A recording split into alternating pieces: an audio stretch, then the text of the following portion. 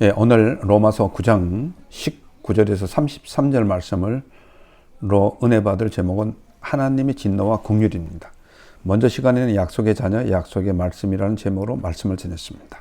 그래서 이 시간에는 하나님은 그의 택하신 자들은 어떤 자들인지, 또 하나님은 택하신 자들을 어떻게 구원하시고 그 구원을 적용해 가는지를 생각하면서 은혜 받는 시간이 되시기를 예수님의 이름으로 축원합니다.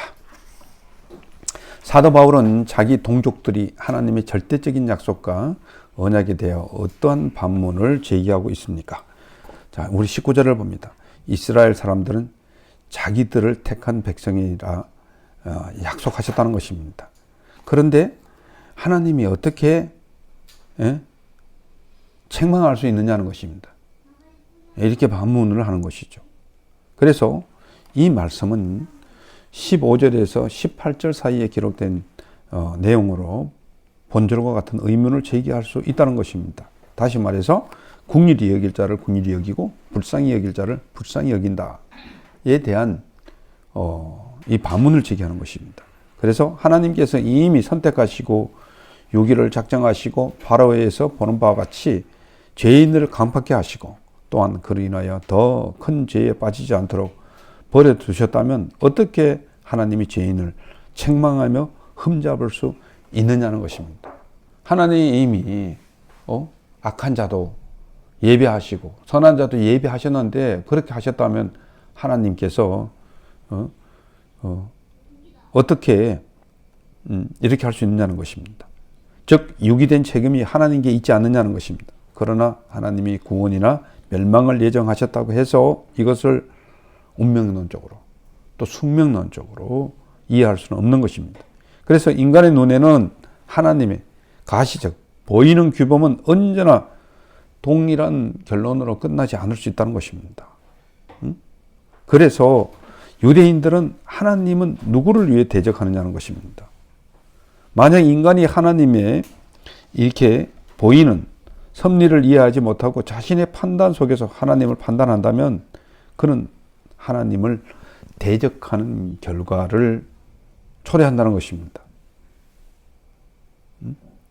이렇게 죄인된 인간은, 선택받지 못한 인간의 특징은 하나님에 대해서 알려고 하지는 않으면서 하나님을 대적하는 것입니다. 이것이 피조물이 조물주에 대한 대항이라 이렇게 보는 것입니다. 이 이야기를 지금 하고 싶은 것입니다. 그래서 바울은 그들의 반문에 대해서 어떤 대답을 주고 있습니까? 20절을 봅니다. 바울은 당신들이 누구기에 감히 하나님을 힐문하며 하나님께 반문을 하느냐는 것입니다. 하나님을 비난하느냐는 것입니다. 다시 말해서 하나님의 만드신 데 대해서 창조하신 데 대해서 이 말대꾸를 한다는 것입니다. 그래서 이렇게 하나님에 대해서 정말 겁도 없이 야에 섞인 단호한 이 태도에 대해서 지적하고 있는 것입니다. 그래서 인간이라는 존재는 하나님과 더불어 논쟁하거나 그 뜻에 대하여 정당한 요구를 할 수 없는 존재인 것입니다. 그래서 인간이 자신의 존재적인 위치를 망각하고 하나님과 동등된 위치에서 논쟁을 하면서 항변을 벌이는 것은 있을 수 없는 그런 일이라는 것입니다. 사도 바울은 더 나아가서 지음을 받은 물건이 만든 자에게 어찌하여 나를 이렇게 만들었냐고 할 수 없다는 것입니다. 그래서 창조자를 판단할 만한 지혜를 그들이 가지지 못했는데 이런 피조물이 창조주에 대해서 항변하는 것은 아주 부당한 일이라는 것들을 예레미야서 18장 4절에서 그렇게 말씀하고 있습니다. 따라서 사도 바울은 하나님의 선택적인 섭리를 다루는 하나의 가상적인 질문을 제기한 19절에 대한 답변은 지음을 받은 피조물이 마치 전능자를 판단할 충분한 지혜를 갖추거나 한 것처럼 하나님 앞에 항의하는 것은 있을 수 없는 일이라는 것입니다. 사실 우리가 구원받지 못하는 사람들은 그렇게 항변을 합니다. 웃기는 거죠. 그래서 이 타락의 이 깊은 골이 이렇게 빠져 있다는 것이, 이것이 사단이 넣어주는 뭐죠? 교만이고 자만이고, 오늘날에 보면 가만히 보면 교회 안에서도 보면 자기가 어쩌면 하나님보다 더 높은 사람들이 있습니다. 자기 의에 빠져 있습니다. 하나님에 대한 긍휼을 이야기하지 못하고 자기 의에 빠져 있는 거예요. 자기가 잘난 맛에 내가 이렇게 했기 때문에 이렇게 내가 복을 받고 산다, 이런 것과 같은 것이죠. 이런 사람이 너무 많아요. 자기 의에 빠져 있는 사람들 너무 많아요. 자기 잘난 맛에 사는 사람들이 너무 많아요. 교회 안에도 그렇고 교회 밖에도 그렇고 그렇습니다. 이런 사람들을 나무라고 있는 것이죠. 그래서 바울은 어떠한 비유로 그들의 의문에 이해를 더해주고 있습니까? 21절을 봅니다. 토기장이는 진흙 한 덩이로 하나는 귀히 쓸 것들을 만들고 하나님은 하찮게 쓸 그릇을 만들 권한이 누구에게 있다고요? 토기장이에게 있다는 비유를 얘기를 하고 있습니다. 이것은 구약의 대표적인 두 선지자 이사야와 예레미야에 의해서 이미 사용된 예화입니다. 하나님의 절대 주권에 대한 사상이 얼마나 중요한 것을 잘 대변해 준다, 이렇게 말씀드릴 수 있습니다. 아울러 토기장이와 질그릇의 관계처럼 인간의 구원은 오직 하나님의 주권적인 손길에 달려져 있음을 보여주는 것입니다. 여기서 우리는 자칫하면 인간이 모든 것이 하나님께 달려 있다면 인간의 노력은 전혀 무익한 것이나 존재론적인 운명론과 또한 하나님에 대한 원망에 빠질 위험성이 강하다, 이렇게 우리가 볼 수 있습니다. 하나님이 다 정해놨는데 하나님이 나를 선한 사람을 정해놨으면 선한 사람 살아갈 것이고 악한 사람으로 만들어두면 악한 사람으로 살아갈 것이 아니야. 이거는 세상에 하나님을 믿지 않고 토종 비결을 본다든가 사주팔자를 보는 사람하고 아주 똑같습니다. 너는 원래 기적으로 태어났어. 돈이 많이 벌릴 그런 상으로 태어났어. 그러니까 너는 거지 팔자로 태어났기 때문에 거질 수밖에 없어. 이렇게 얘기하는 거하고 같다는 것입니다. 그러니까 예수를 믿으면서 하나님 백성이라고 하면서도 이런 사고방식에 젖어져 있는 것을 갖다가 지적하는 것입니다. 그래서 19절 20절에 대한 사도 바울의 답변은 하나님의 피조물인 인간의 바른 태도는 순종과 헌신밖에 없다는 것입니다. 하나님 말씀에 우리는 순종할 때 복을 받는 것이죠. 그리고 그 말씀에 의해서 헌신할 때 복을 받는다 하는 것이 이들의 반문에 대한 답변인 것입니다. 하나님이 불의한 자들에 대한 진노에 대한 방식은 어떻게 나타나고 있습니까? 불의한 자들에게. 22절을 봅니다. 하나님의 진노를 불의한 자들에게 진노를 먼저 보인다는 것입니다. 하나님이 없다. 자기 의에 빠져 있는 사람들에게. 또한 그 진노는 하나님은 그들에게 능력으로 보여주는 것입니다. 하나님이 얼마나 놀라운 분인지 힘으로 보여주겠다는 것입니다. 뿐만 아니라 멸하기로 준비된 진노의 그릇을 하나님의 속성은 오래 참고 간용하신다는 것입니다. 너가 불의했으니까 그냥 바로 뒤집어 엎어서 심판을 하는 그런 하나님이 아니라는 것입니다. 여기서 나타내주고 있죠. 그래서 바울은 죄인의 형벌에 대하여 기뻐하시지 아니하시는 하나님의 속성을 잘 보여주고 있습니다. 하나님은 죄인의 멸망을 고의적으로 조성하시지 않고 오래 참으심과 긍휼을 베푸시다는 것입니다. 왜요? 회개할 기회를 주기 위해서. 이게 하나님의 속성이에요. 하나님을 잘못 이해하면 안 되는 거예요. 하나님이 왜 저런 인간을 심판하지 않습니까? 이렇게 얘기할 수 없다는 거죠. 그러한 사람도 하나님은 그들에게 회개할 기회를 충분히 주신다는 거예요. 그래서 하나님 앞에 섰을 때 핑계치 못한다는 것들을 이야기하고 있는 것입니다. 특히 하나님의 인내심은 진노에 그릇이라 할지라도 회개할 기회를 제공해 주신다. 이렇게 정리할 수 있습니다.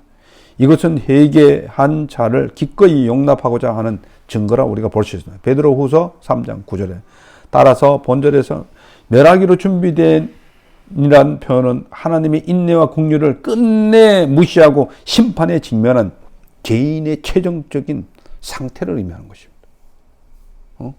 기회 다 줬는데 이제는 안 돼. 구제불능이에요. 더 기회 줘도 사망이 없어요. 이미 사망 선고 별 수를 다 해봐도 살아나지 않아요. 그러면 이 사람은 사망 신고를 내는 거죠. 그럴 수밖에 없다는 거죠. 인간이 이런 인간이 있다는 것입니다.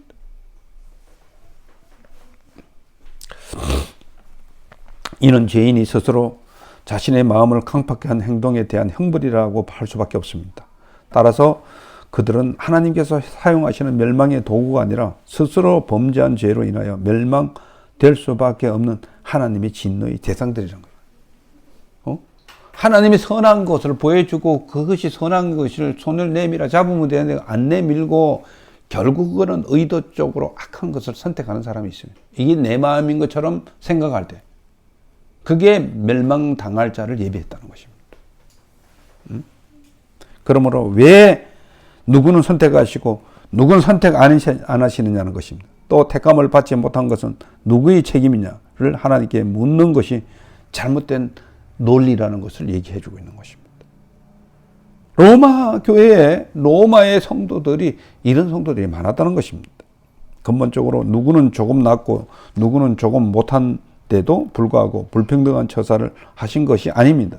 구원받은 자가 있는 것은 하나님의 무한한 긍휼을 오고 오는 여러 세대에 나타내 보인 것이고 반면에 멸망당하는 자가 있는 것은 하나님이 버리셨기 때문이가 아니라 그의 본래 죄값으로 멸망을 당한 것입니다. 모든 사람이 죄를 범하였음에 하나님의 영광에 이르지 못한다고 이미 로마서 3장 23절에는 이미 선포를 하고 있어요. 그래서 칼빈 교리에 그걸 갖다가 인간은 뭐라고요? 전적인 타락이다. 첫 번째, 전적인 타락이다. 그리고 두 번째 교리가 뭡니까? 불가항력적인 은혜라는 말이 거기서 나오는 것이죠. 그렇지만 하나님의 은혜는 전적인 타락을 다했는데 모든 사람들에게 부정할 수 없는 은혜를 주셨다는 것이죠. 그게 불가항력적인 거예요.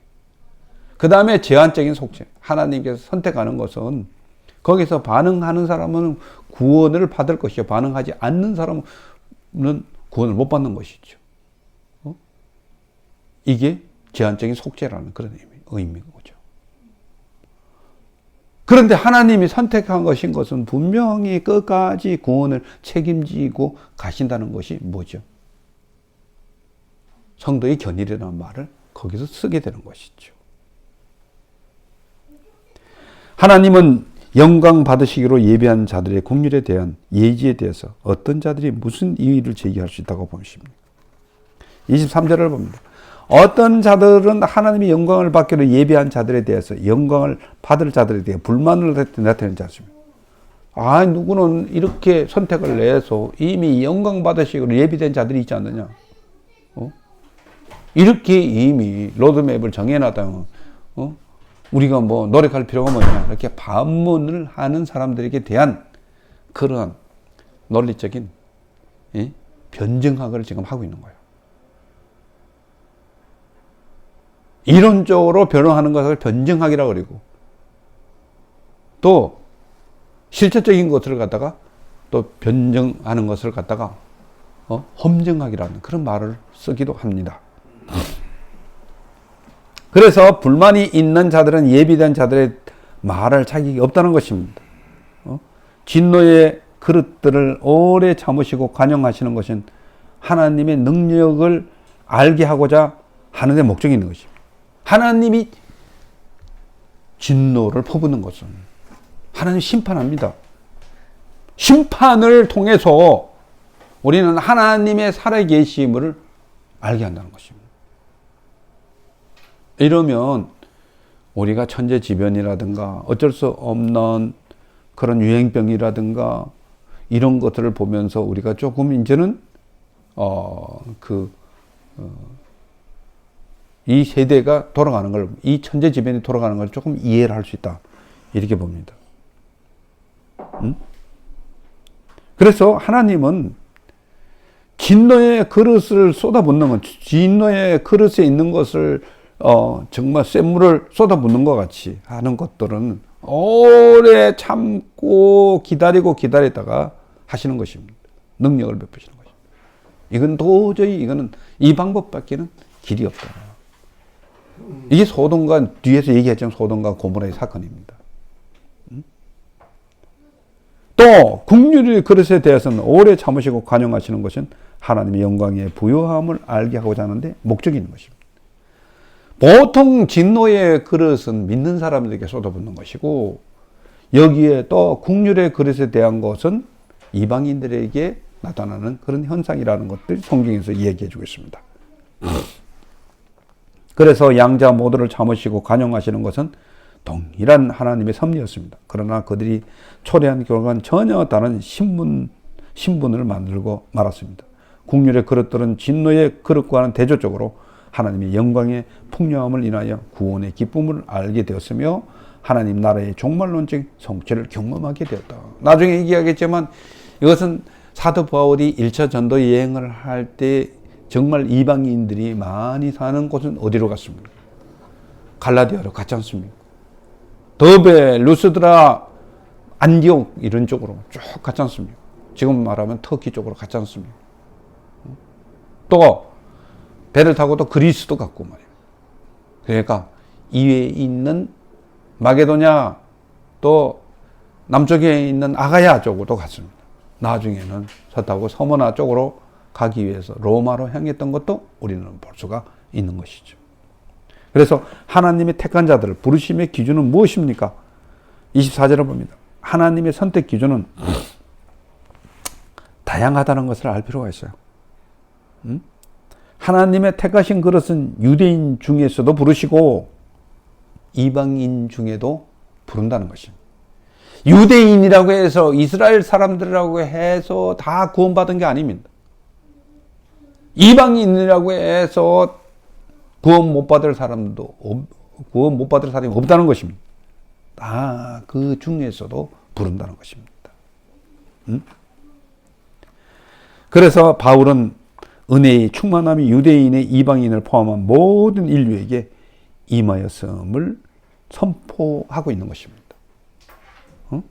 하나님의 그 은혜의 충만함이 누구에게도 나타날 수 있다는 것입니다. 그래서 국률의 그릇은 22절에서 진노의 그릇이 왕관 유대인들을 칭하는 상징적인 의미로 사용되었습니다. 대조적으로 하나님의 구원의 문이 모든 이방인들에게 열려 있음을 또한 보여주고 있습니다. 특히 바울이 유대인들을 전제를 묘사하지 않고 중에서 여기 보면 이 그릇은 우리니 곧 유대인의 중에서뿐만 아니라 이방인 중에서도 부르신 자들이냐. 이게 중에서란 말이 있습니다. 하나님의 선택 기준은 유대인 중에서도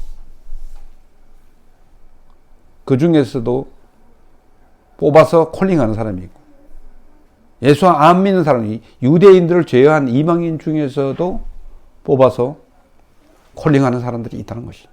부르는 사람들이 있다는 거예요. 구원하는 사람이 있다는 것을 여기서 보여주고 있습니다.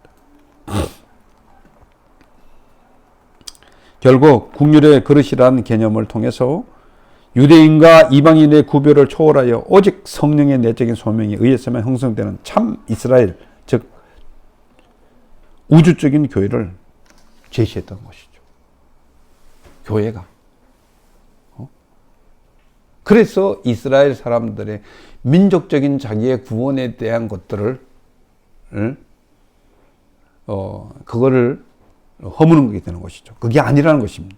그래서 하나님의 일찍이 구약에서도 부르심의 방식이 나타나고 있는데 어떻게 나타나고 있습니까?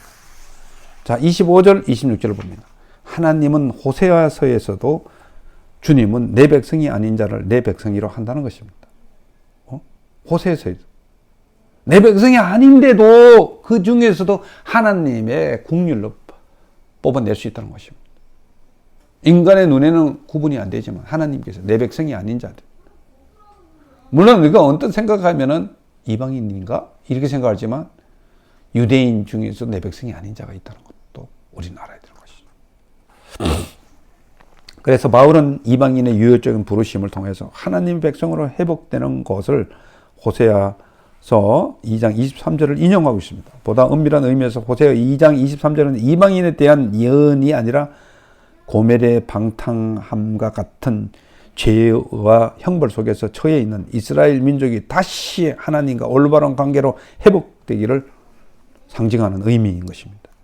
호세아는 고멜의 방탕 중에 잉태한 네 자녀의 이름 중 두 자녀의 이름 로르하마,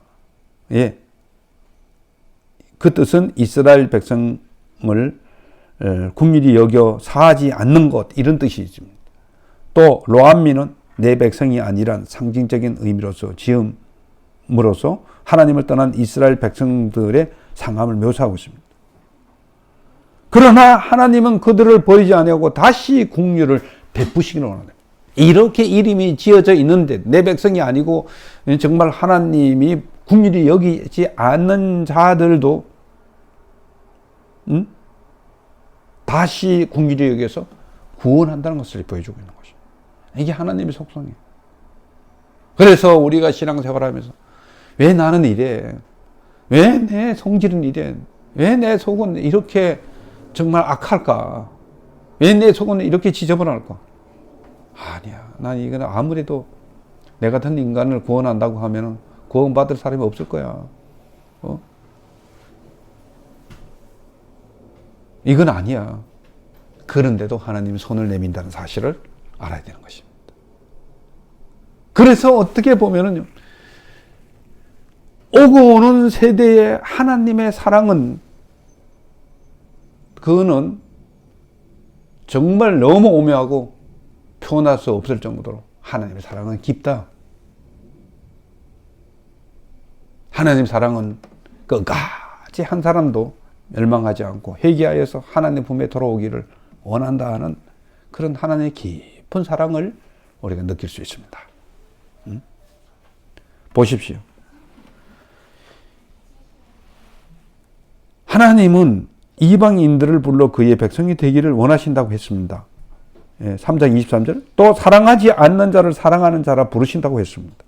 너희가 내 백성이 아니라 그곳에서 살아계신 하나님의 아들이라 부름을 받으리라고 했습니다. 26절을 보면.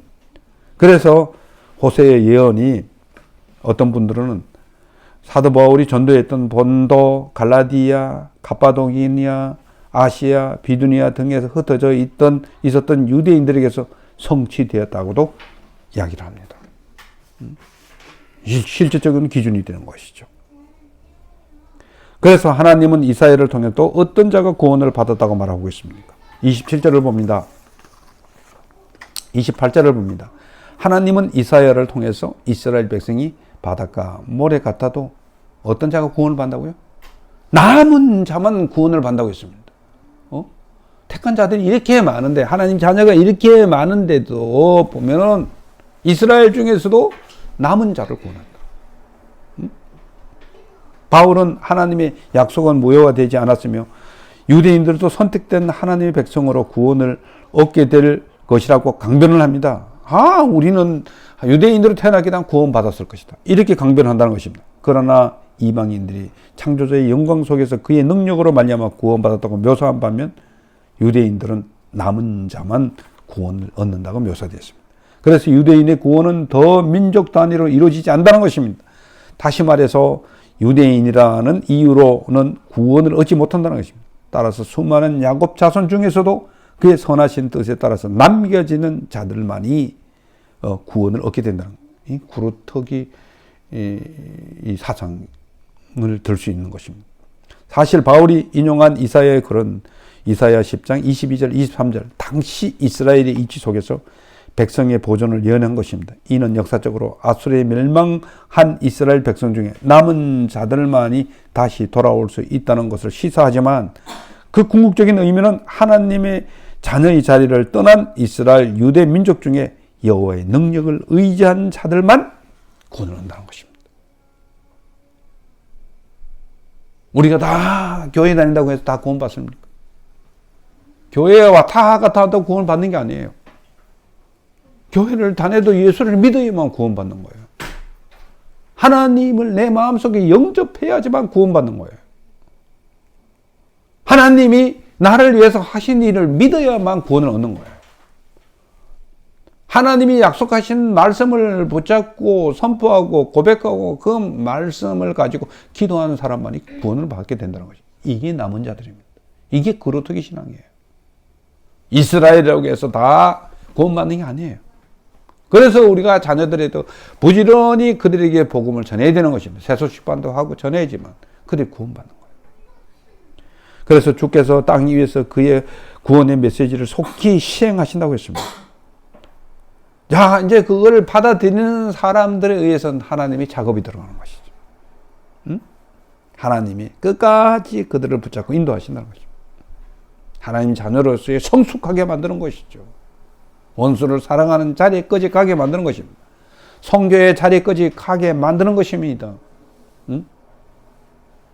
복음을 전하는 사람을 만드는 것이죠. 하나님의 인간 구실을 하게 만든다는 것입니다.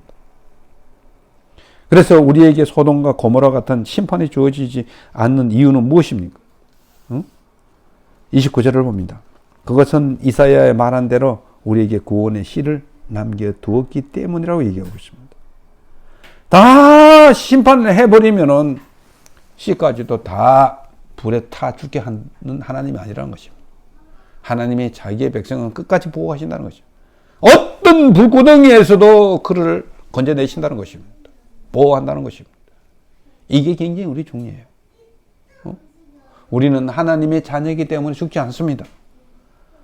우리는 하나님의 자녀이기 때문에 저주받지 않습니다. 믿습니까?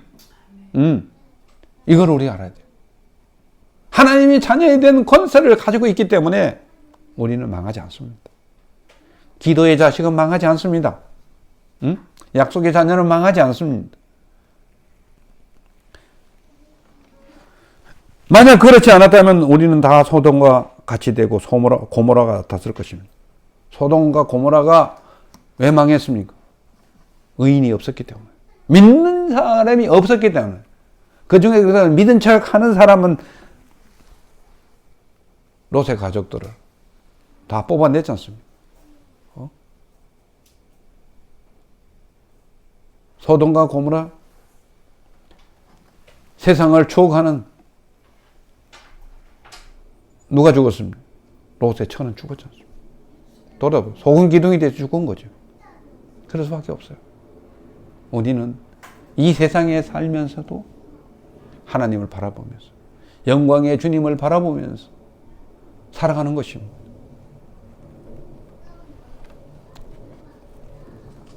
그래서 소돔과 고모라는 구약 성경에서 그 성민들의 죄악으로 인해서 하나님의 심판을 받아 철저히 멸망당한 대표적인 성읍들입니다. 본절에서 유대인의 멸망을 소돔과 고모라의 멸망에 비유한 것은 유대인들이 완악함으로 인하여 심판받게 될 것을 사도 바울은 경고한 것입니다.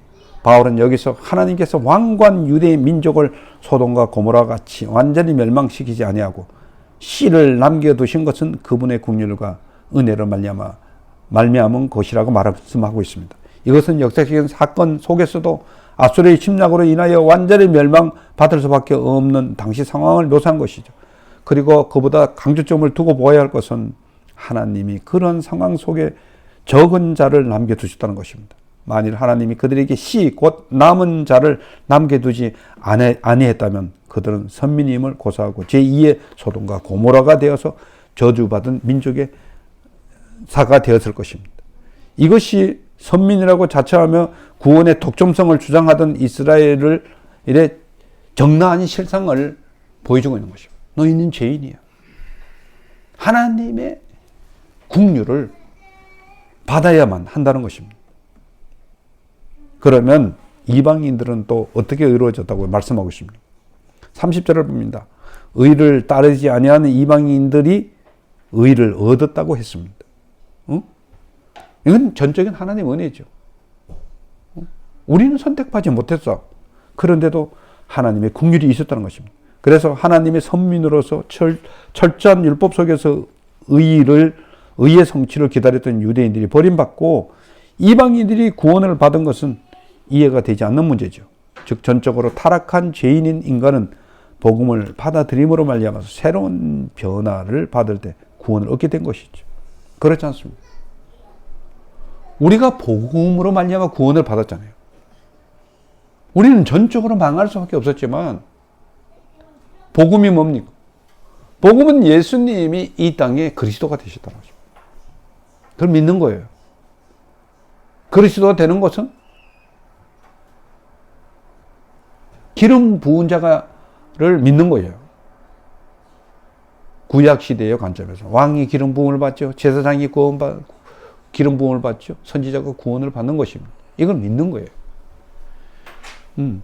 예수님이 우리의 진정한 왕이 되실 때, 예수님이 나를 위해서 십자가에 죽으시고 제사장이 되셨을 때, 예수님이 오늘 말씀을 통해서 우리의 갈 길을, 우리에게 진리의 길을 허락하셨다는 것을 믿을 때 구원을 받는 것이죠.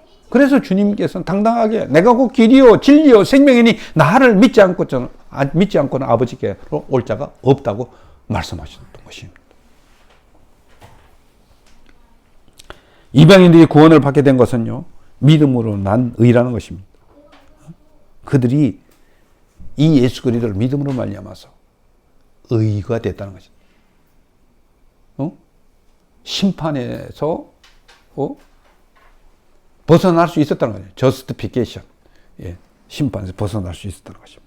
그래서 이방인들이 의를 추구하지 않았다는 표현은 이방인 속에서 어떤 윤리와 도덕적인 또 존재하지 않았다는 뜻은 아닙니다. 그것은 이방인들이 유대인들보다 못한 윤리의식을 소유하고 있었다거나 또한 절대적인 진리를 추구하지 않았다는 뜻으로 해석될 수도 있지만은 그 의의 개념은 윤리와 도덕이 아닌 구원의 개념으로 그들이 구원을 받았다는 것입니다. 유대인들이 의의 성취를 위하여 그토록 노력했으나 의의 성취는 불행하게도 이방인 가운데 성취되었습니다. 사도 바울은 이것은 믿음에서 난 의라고 주장합니다. 복음에 순종하는 자가 약속의 자녀요, 의의 자녀로 부름을 받은 것입니다. 하나님께서 인정하신 것은 율법의 행위가 아니라 믿음이었습니다. 믿음으로 인해서 그들은 의로 여긴 바가 되었다고 말씀하고 있습니다. 이스라엘 사람들이 의의 법을 따랐지만 율법에 이르지 못한 이유는 무엇입니까? 31절, 32절을 보면 의의 법을 따라서 간 이스라엘은 율법에 이르지 못했다고 했습니다. 그들은 예수를 믿음으로 말미암아, 복음을 믿음으로 말미암아서 심판에서 벗어나는 것이 아니라 그들이 믿는 기준이 뭐였습니까? 율법을 지킴으로 인해서 구원을 받는다고 믿었기 때문에 잘못된 의인 것이죠. 그래서 그들이 구원을 받지 못한다는 것입니다. 그래서 이스라엘의 실패는 율법을 지킴으로 의롭다 함을 얻을 수 있다는 말씀을 곡해하여 잘못된 의를 구했던 것이죠. 그래서 내 백성이 지식이 없어 망한다는 것은 내 백성이 구원받아야 할 말씀을 몰랐기 때문에 구원에서 제외되는 것이죠. 그래서 유대인들은 누구보다도 열심히 의를 추구하였으나 율법을 그릇된 방법으로 해석함으로 하나님의 의와는 동떨어진 개인의 공로와 업적을 자랑하는 육신의 법으로 전락시키고 말았던 것입니다. 그러나 개인의 의를 자랑하는 육신의 법으로 의를 성취할 수는 없습니다. 이건 자기 의입니다. 오늘날에다 보면은요, 신의가 등장했는데 그건 자기 의입니다. 자기를 자랑하는 사람이 너무 많아요, 오늘날. 은근히 슬쩍 얘기해도 자랑해요. 아주 기분 나쁘게 자랑해요. 자기는 능력이 있는 사람이고 다른 사람 능력이 없는 사람. 이것이 자기의 자존심이라고 생각해요.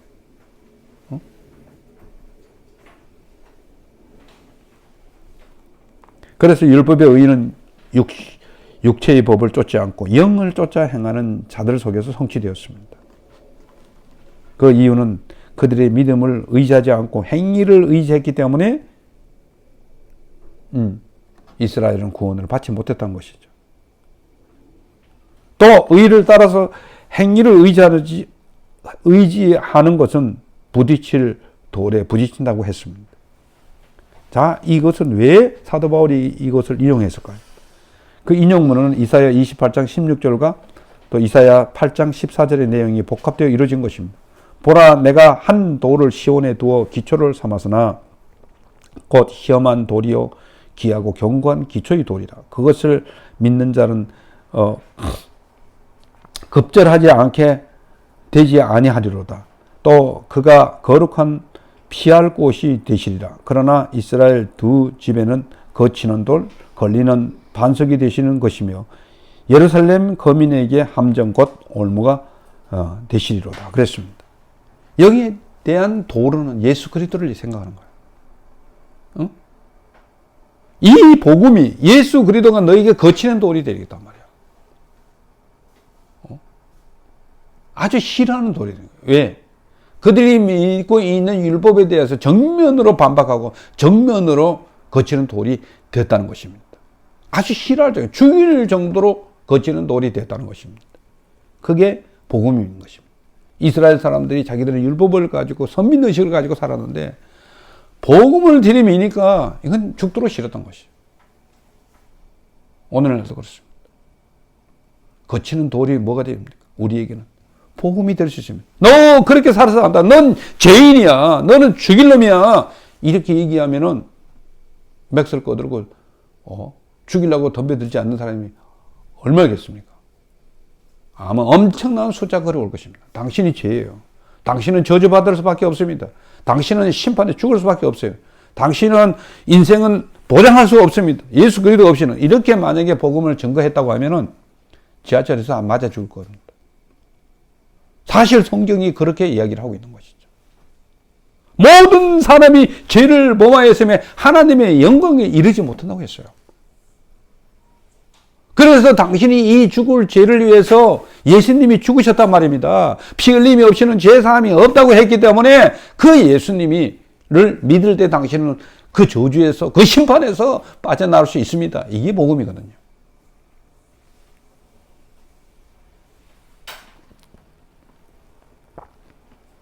그래서 이스라엘 사람들은 이 거치는 이 돌이, 이 복음인데 이것이 그들이 거치는 돌이 됐단 말입니다. 예수 그리스도가 거치는 돌이 됐다는 것입니다.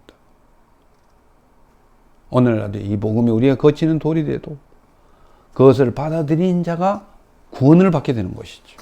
유대인들도 그 거치는 돌을 받아들일 때 구원이 되는 것이고 우리도 그 거치는 돌인 복음을 받아들일 때 이 쓰디쓴 심판에 대한 얘기를 받아들일 때에 구원이 되는 것입니다. 이사야는 아수르의 침략 속에서도 그들에게 구원으로 제시된 하나님의 손길을 반석으로 묘사하고 있습니다. 하나님을 의지하는 자들은 반석으로 인하여 구원을 얻게 될 것이며 하나님을 의지하지 않고 다른 나라의 도움을 구하는 자는 오히려 그 반석으로 인하여 넘어지고 부러질 것이라고 예언한 것입니다. 그들은 하나님을 의지하지 않고 자신의 능력과 행위와 율법을 자랑함으로 말미암아 스스로 파놓은 함정과 올무에 빠지게 될 것이라는 것입니다. 그러나 하나님은 이스라엘 사람들이 의로워지기 위해서 어떠한 방안을 마련해 주셨습니까? 33절 마지막 절입니다. 같이 한번 읽어보겠습니다.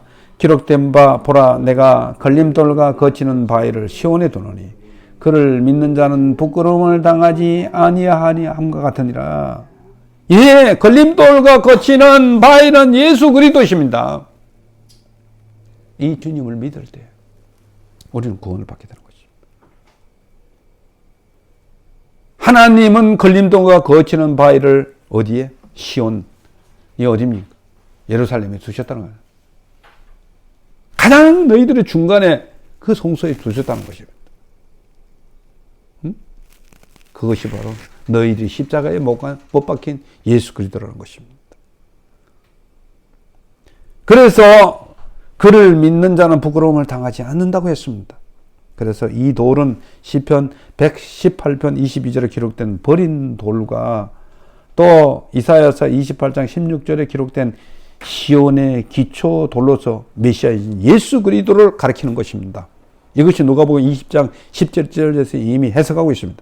이것은 또한 다니엘서 2장 34절에서 기록된 손으로 하지 아니하는 뜨인 돌로 이 세상의 심판자이신 그리스도를 상징하는 것입니다.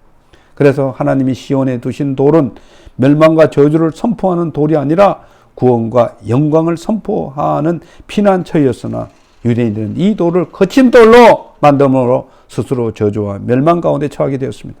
그들은 행위와 그리스도라는 양자택일의 선택에서 행위를 선택함으로 말미암아 그리스도를 십자가에 못 박게 되었으나 십자가는 오히려 그들을 구원할 수 있는 유일한 소망이 되었다는 것입니다.